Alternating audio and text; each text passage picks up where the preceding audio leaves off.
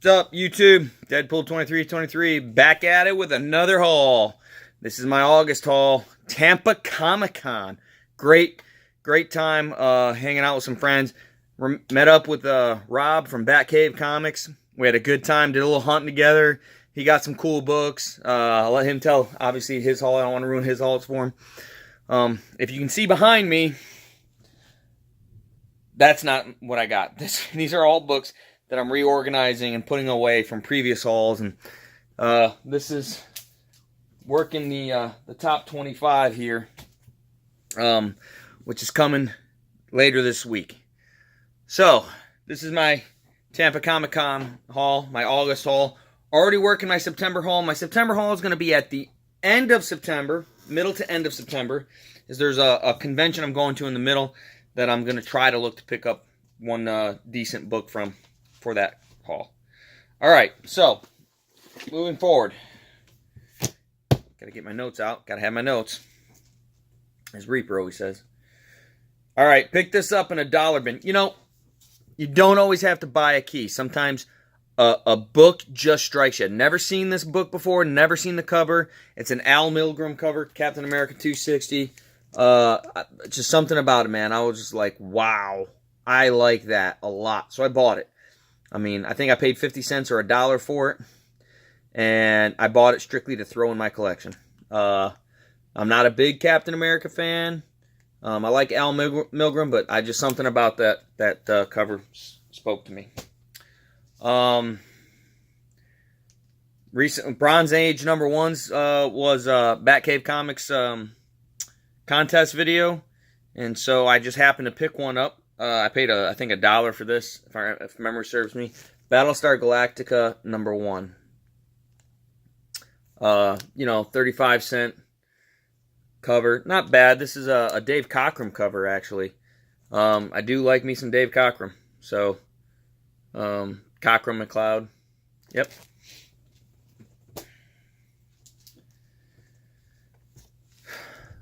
Tales to Astonish 94. I want to say I only paid a couple bucks for this. You know, if I can pick up a Tales to Astonish book that I don't already have and throw it in my collection for under 10 bucks, I'm generally going to do it. I just really like those books. I want to say I picked that up in an online auction for $5 from Ben Greenapple, but don't quote me on that. I know I paid $4 for this. I didn't already have it. Death of X #3. This is the incentive variant. I believe it's a 1 in 10 or 1 in 25. But this is the Bob McLeod. This is the Bob McLeod did this, and it's an homage to his Marvel graphic novel #4, the first appearance of the New Mutants. Big New Mutants fan. Not a big variant guy, but I wanted this one. Really like that cover a lot. Bob McLeod's going to be at the Tampa MegaCon. I'm really on the fence of whether or not I'm going to go to that. If I do go to it, I will get Bob McLeod to sign that.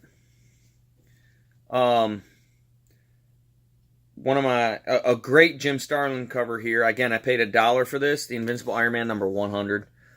You can see there's a little, I don't know if you can see it there. Well, you can see up here on the top, it's a little silver. Little silver overspray. Can't go wrong with a little silver, right, Dave? Silver Age Dave. Anyway, you know, a great Jim Starlin cover. Some more Bronze Age beautifulness here. It's an anniversary issue, so kind of a minor key, but for $1, gonna take that all day long. I think I paid $2 for this. This has seen better days. Iron Man #17. This is the first appearance of Madame Mask and the first appearance of Midas. It's a George Tuska cover. If you've noticed, I'm kind of trying to do a little more by saying who the artists were. I think it's kind of important because sometimes you find out artists you don't even realize did the cover to stuff.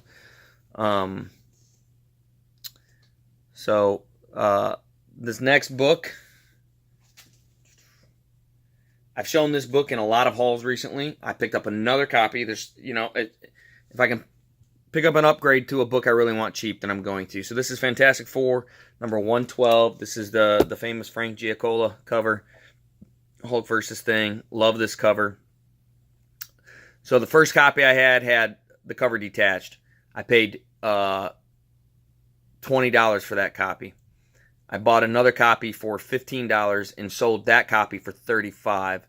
So I made my money back for those 2 copies. Then I bought this copy for $17 and sold my last copy for $17. So I'm actually dead even on everything. So I'm into this book for nothing, but it's an upgrade. I'd say this is in the 4.5 to 5.5 range. Whereas my other ones were all, well, the detached cover obviously was real low. But the last one had a big crease here and a big crease here, so that would have been in the 3.0 range. All right. So far, I haven't shown you a single book that I got at the Tampa Comic-Con. All right. Those are all online auctions. Some of them I got at a thrift store in the pawn shops. All right. So you're going to see a little theme here, and I'm going to do another video kind of outlining a speculation that I see going forward. I'm not going to really touch on it too much, but so some of these books I bought just for that. This is Marvel Premiere 28, the first appearance of and origin of the Legion of Monsters. I love that book. It's a Nick Cardy cover. I love the way he drew the Ghost Rider. I mean, the Ghost Rider looks badass there. Man-Thing, Morbius. That is Morbius, right? Yeah, Morbius, and I believe that's Werewolf by Night. So pretty cool. Not an easy book to find. I ended up finding 4 copies at the convention in 3 dealers. One dealer had 2 copies that were about the same grade, maybe a little bit more, and he wanted $25 or $50. One guy had a copy in the same grade, and he wanted $25. I offered him $20. He said nope, and I said okay, you can keep it. Then I found that copy. The guy wanted $25, and I got it for $18. So not bad, paying $18 for that. I think if I wanted to sell that, I'd make a little bit of money. I don't, but that was for my personal collection. All this is for my personal collection. I paid $20 for this, and then I instantly regretted it, and I'll explain in a minute. Marvel Spotlight #2, the first appearance of Werewolf by Night. You pay $20 for a book like this, and I went through the whole book. There's nothing missing, but you can see it's got some condition issues, and I didn't want to spend a lot of money on this book right now. I didn't think it would be a very popular book. I didn't think that there'd be a lot of people out to get it, but Neil Adams was at the convention. It's a Neil Adams cover, and every vendor had one of these. So I paid $20 for this. There's the guy in the booth right next to it had one. First off, it was marked $40. I offered $20. The guy said $25. I said no, and the guy took $20. The guy in the booth right next to him, had 2 copies. One for $80, one for $40. The one for $40 was about the same condition. The one for $80 was a lot better. I could have probably got that one for $60, and I should have paid the $60 and got the better condition one, but you live, you learn. This next book I actually got on an online auction. I would grade this book a 9.0. The corners are sharp. There's no creases. There's one color-breaking crease that comes off of a staple. This is the Defenders #10. Guys, I paid $20 for this. This is one of my all-time favorite covers. I got a hell of a deal. And if you can see, the only thing I can see, you see it right there, is right on that staple.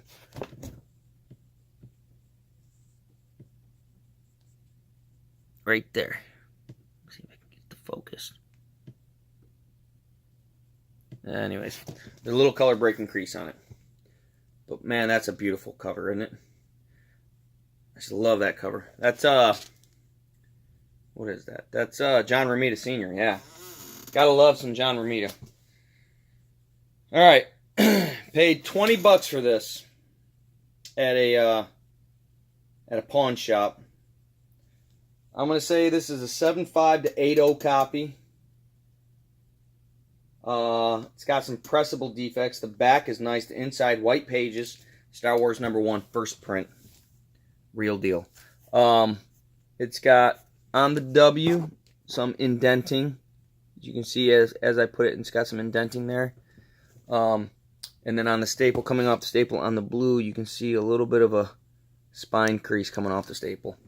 Other than that, it's got one or two ticks on the spine. I think it's a solid 7580 copy. Maybe able to press it. I don't know if I'd get a 9.0 out of this, but man, beautiful, beautiful, beautiful. The cover, the artist who did the cover of this name was Howard Chaykin, Howard Chaykin, something like that. I can't read my own handwriting. I think it's Chaykin, guys. All right, getting into a little bit of horror here. Well, we've already gotten into some, but here's a little bit more. Tomb of Dracula, number 25. Now, this is the first appearance of Hannibal King. This is a great Gil Kane cover. Hannibal King was the Ryan Reynolds character in the Blade Trinity movie, in case you're wondering. But I paid $10 for it. So let me explain real quick. I had this big dream of getting a Fantastic Four number 4. I had enough money for it, figured low grade. That was the only book I was going for. Bam. I go to the Tampa Comic-Con. They don't have it. Not one vendor. There were only like 15 vendors there that were selling comics, but maybe 20.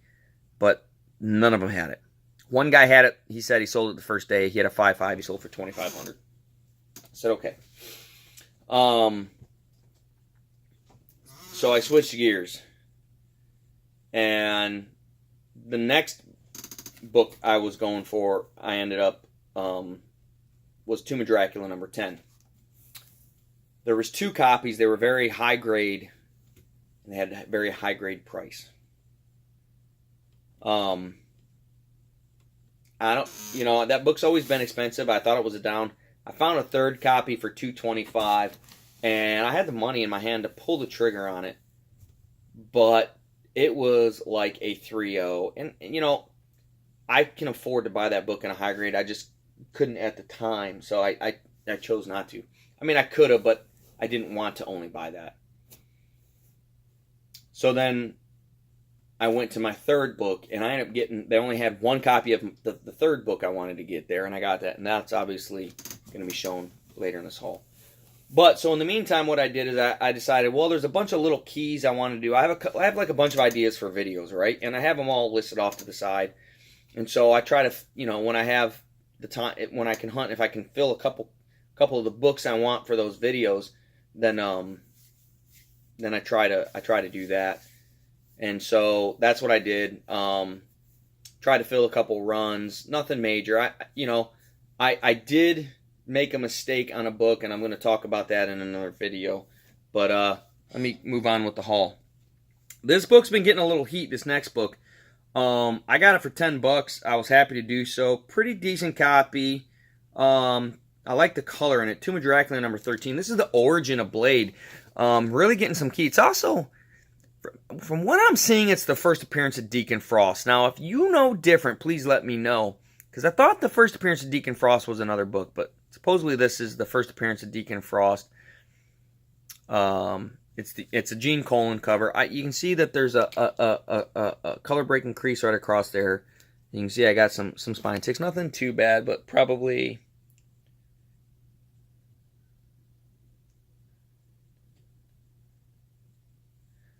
maybe 10 to 15 color breaking spine ticks there.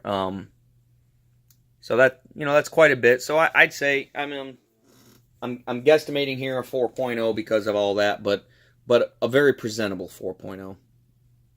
Maybe a 5.0. I don't know. I don't think it would get above a 5.0. That crease in the corner looks too big. That crease in the corner, I think, takes it down to a 6.0. I think it's too long, and it takes it down to a 6.0, and I think the spine ticks take it down another point. So, all right. The next 2 books I did not get at the convention. I actually made a trade. These next 2 books I traded with a friend of mine. He gave me these 2 books, and I gave him a complete set of the Infinity Gauntlet. This is a pretty high grade. I'm going to say this is a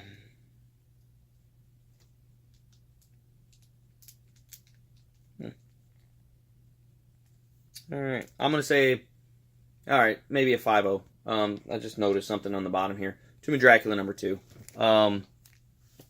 John Severin cover. Second appearance of Dracula. So, but beautiful cover. The bottom's got a condition issue right there, so yeah. And then the big book I got for that trade, Tomb of Dracula #1. The first appearance of Dracula, the first appearance of Frank Drake, and the first appearance of Clifton Graves. I gotta be honest, I'm not exactly sure who Frank Drake or Clifton Graves are. I think Frank Drake is an investigator or something like that. Classic Neal Adams cover. Thought about having him sign it, but I didn't want to pay $50 to have him sign it, and then another $50 to have it graded. And in between signing and graded, I had more money into it than what it was worth. Nice, decent 7. I say it's a decent 7.0 copy. Very dirty back, though, and that's the only thing. But it presents beautiful. Yeah. Love that cover. Gotta love you some Neal Adams, huh? Alright, getting down to the nitty-gritty here. So, for the run I needed, X-Men #44. This is the first appearance of the Red Raven. I could not find who did this cover. So you'll have to forgive me. I didn't write it down. I couldn't find it. If you know who did this cover, please let me know. But really nice shape. I paid $10 for it, so I can't complain. The colors are beautiful on it. It's got some spine wear. I mean, it's low grade, but it's got some spine wear and some creases on the corners and stuff. But the back had a few creases. But for $10, it's a Silver Age X-Men. Really ecstatic to pick this up. Nice colors in this book. X-Men #56. This is the first Neal Adams cover of the 10-issue run he did. And there's been homages to this cover. I paid $25 for this, so I was really happy to get this book for $25. So,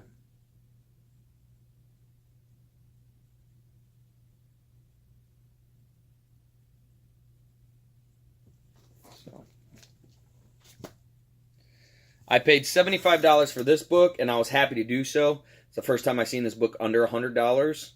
It's a low grade copy, but I think it's a decent copy. But I wanted your guys' opinion on it. This is X-Men #8, the first appearance of Eunice the Untouchable. Look how that box and that is right on the side. I thought, oh my god, this has been trimmed. But when you match it up to another book, they're matched in width. So, I don't think it has been trimmed. I just think it was a bad cut and not very good centering. But I'm okay with it. It's in my collection. And then the top book I got at Tampa Comic-Con. So this book has some spine issue as far as creases. And it has one tear on the side and a little crease. But man, overall, this book presents amazing. I did pay $400 for this. X-Men #2. This is the second appearance of the X-Men and the first appearance of the Vanisher and a classic Jack Kirby cover. X-Men #8 was also a Jack Kirby cover. But man, look at the color on that. Look at that book. You can see right here, there's a tear. That's not a crease, that's a tear. So, significant tear, but not, I mean, this was the only one there. And I needed this book, and this book's getting expensive, guys. People who can't afford #1 are starting to buy this up.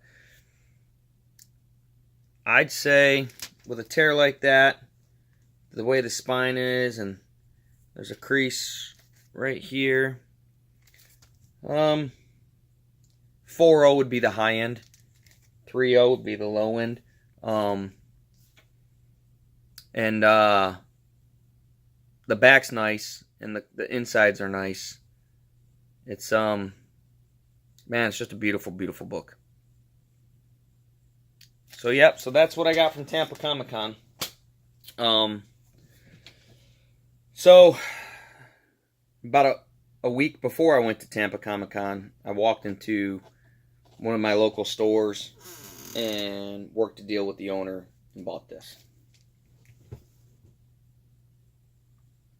Fantastic 448, first appearance of Silver Surfer, and the first appearance of Galactus.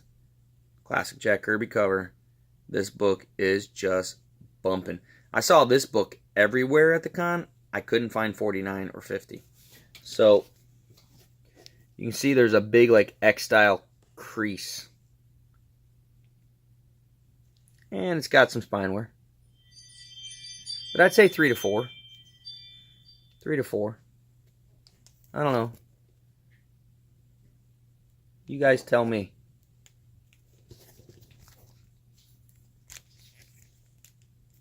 So that's it. That's it for my haul. Hope you guys enjoyed it. Collectors like, don't apologize for it. Happy hunting, guys.